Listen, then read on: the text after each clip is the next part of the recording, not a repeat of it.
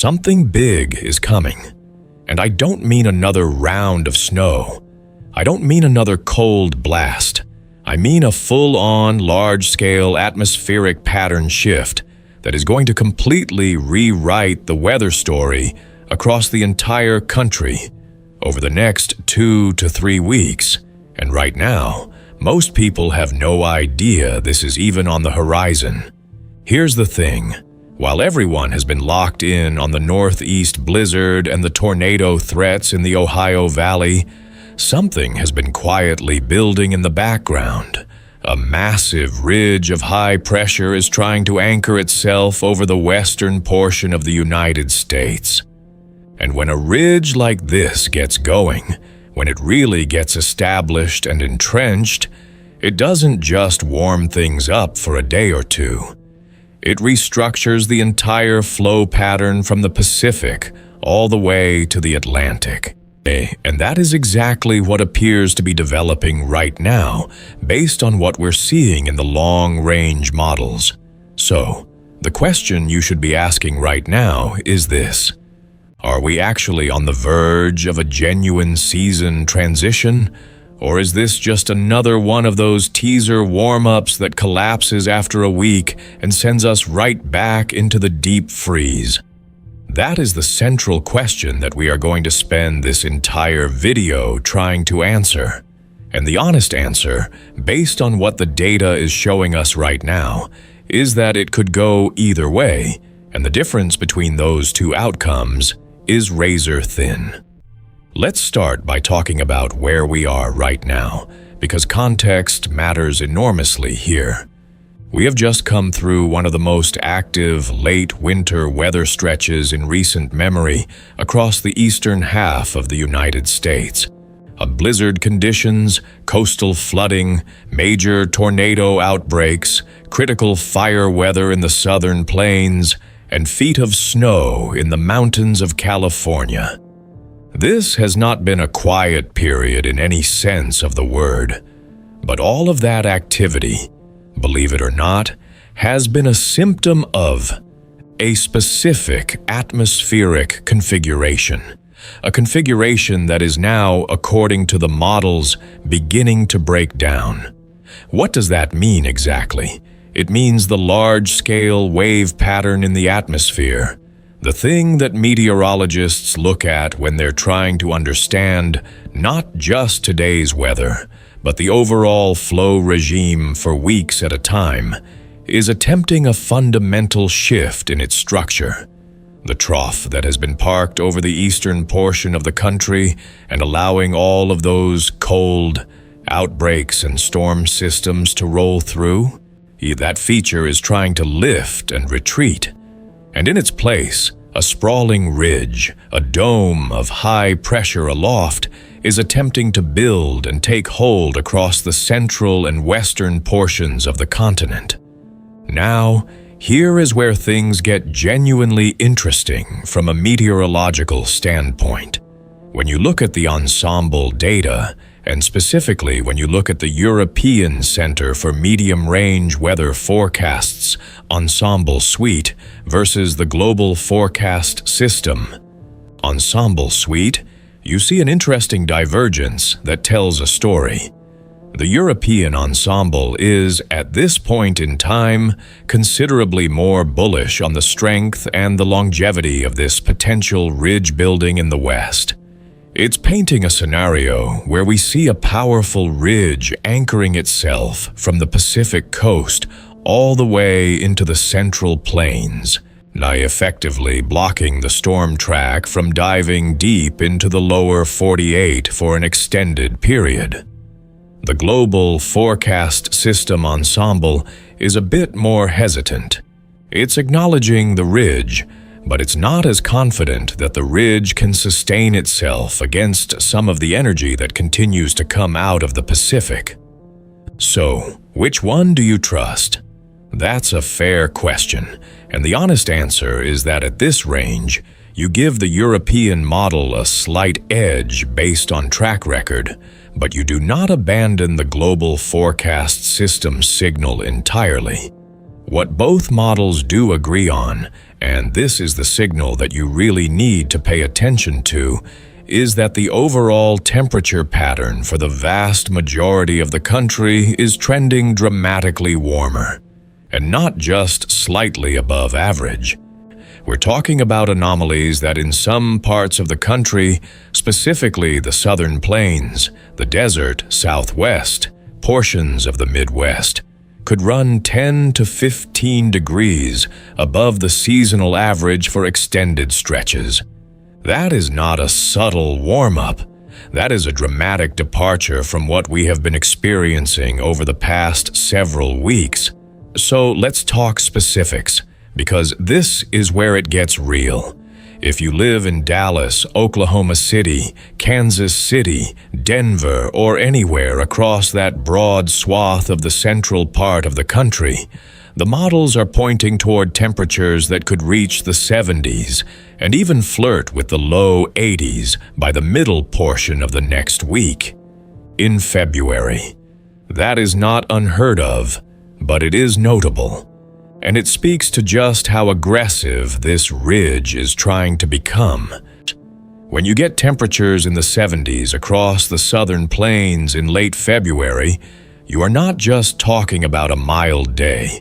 You are talking about the kind of atmospheric setup that starts to draw moisture northward from the Gulf of Mexico. And that is when things start to get complicated on the severe weather side of the equation. Here is a scenario worth thinking through carefully. If this ridge really does build the way the European model is suggesting, and if temperatures surge the way the models are hinting at across the southern and central portions of the country, then the fuel for severe thunderstorms in the weeks ahead is not going to decrease. If anything, it's going to increase. The question is not whether the ingredients for severe weather are going to be present. The question is whether the dynamics, the wind shear and the atmospheric lifting mechanisms are going to align with those ingredients in a way that produces organized severe weather rather than just garden variety thunderstorms. And right now, looking out beyond 7 to 10 days, that kind of precision is beyond what we can confidently predict. But the potential is absolutely there, and it would be irresponsible not to flag it. Let's zoom out even further and think about what this pattern shift could mean for the snowpack situation across the country. Out west, California and the Sierra Nevada have seen an absolutely incredible amount of snow this winter. We are talking about a snowpack that is well above average across much of the Mountain West. If this ridge gets established and stays established for 2 to 3 weeks, you're going to start to see some significant snowmelt happening at lower elevations. That is not necessarily a bad thing in terms of the long-term water supply picture, but it does raise questions about flood risk in river valleys downstream of the major mountain ranges. This is something that water resource managers in California, Nevada, Utah, and Colorado are almost certainly already thinking about, and it is worth flagging here because it is a downstream consequence of this pattern shift that most people won't be thinking about. On the East Coast, the story is somewhat different. After the absolutely brutal stretch of storms that hammered the Northeast, any kind of sustained warmth is going to start working on that snowpack in a meaningful way. Boston, Providence, Hartford, New York City, and the surrounding suburbs are sitting under feet of snow right now in some locations. A week or two of above-average temperatures with some rain mixed in is going to put a serious dent in all of that. The question for the mid-Atlantic and Northeast is whether this warmth comes with any significant precipitation, and right now the models suggest it might. There are a few scenarios in the medium range where a storm system riding the boundary between the cold air entrenched in the northeast and the advancing warmth from the south could produce a significant rain event along the mid-Atlantic coast and a tricky rain-snow mix scenario for interior areas still holding on to that cold air mass. Nothing is locked in on this. It is purely a scenario worth watching, but it is on the table. Now let's get into what might be the most underappreciated aspect of this entire pattern shift, and that is the fire weather angle. When you have a ridge building over the west and south, you very often get a wind setup that is favorable for elevated fire danger across the southern and central plains. We have already seen what happened in Oklahoma and the surrounding region over the past week with critical fire weather conditions, strong winds, low relative humidity, and dry fuels, all combining to create a dangerous situation. As this new pattern evolves, the question of whether that fire danger returns with even greater intensity is something that has to be on the radar.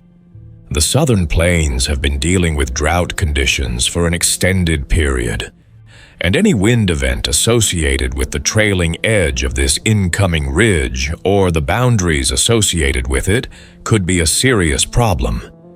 If you look at the fire weather outlooks from the Storm Prediction Center and you extrapolate forward based on the models, there is a plausible scenario in the medium range where large portions of Oklahoma, Texas, Kansas, and Colorado face another round of critical fire weather conditions. The details are not clear enough yet to assign high confidence to any specific timing or location, but the overall setup is concerning enough to mention. Anyone in the southern plains who has pasture land, structures in rural areas, or who has experienced fire impacts this season needs to be watching the forecasts closely over the next week to 10 days.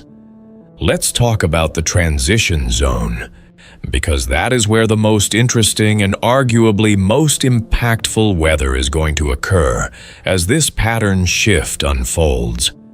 The boundary between the cold air still locked in across the northern and eastern portions of the country and the aggressively advancing warmth from the west and south is going to be a zone of considerable weather activity. Think about what you get when you put a 55 or 60-degree dew point in contact with temperatures still struggling to get out of the 30s north and east of that boundary. You get lift, you get instability, you get the ingredients for thunderstorms, potentially significant ones, in a zone that is going to shift day by day as the warm air progressively wins out. The specific geography of where this conflict zone sets up is going to determine whether we are looking at an outbreak of severe thunderstorms or just a broad area of heavy rain. And right now, the models are not aligned well enough to draw any firm conclusions. What they are telling us collectively is that the Ohio Valley, the Tennessee Valley, portions of the Mid-South, and the Central Appalachians are the areas most likely to find themselves in this active transition zone over the course of the next week to 10 days. If you live in those areas, this is not a reason to panic, but it is a reason to stay weather aware and to make sure you have a reliable way to receive warnings.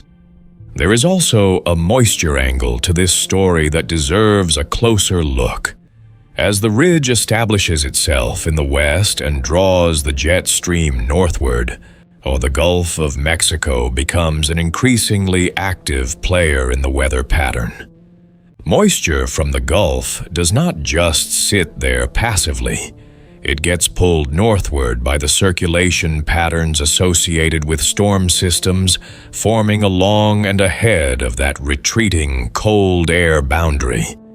And when you combine Gulf moisture with the kind of wind shear that a transitioning jet stream can produce, You start to create an environment that is ripe for organized convection.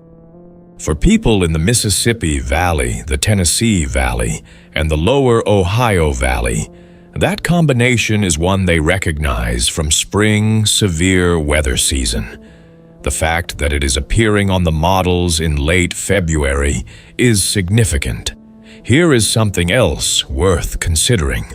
One of the interesting characteristics of late winter severe weather events that occur during pattern transitions like this one is that they can catch people off guard precisely because of their timing. People have weathered the winter. They've dealt with the snow, the ice, the cold. Their guard is down.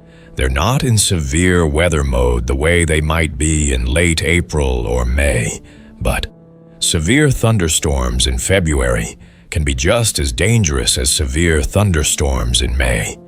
Tornadoes don't care what month it is. Hail doesn't care what month it is. Damaging winds don't care what month it is. The atmosphere operates on its own schedule, not the calendar.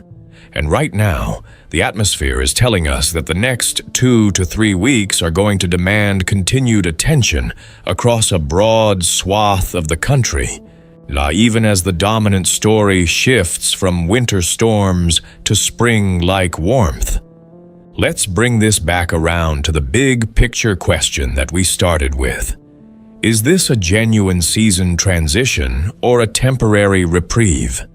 Based on the totality of the data available right now, the most defensible answer is that it looks more like a genuine transition than a temporary blip, but with an important caveat.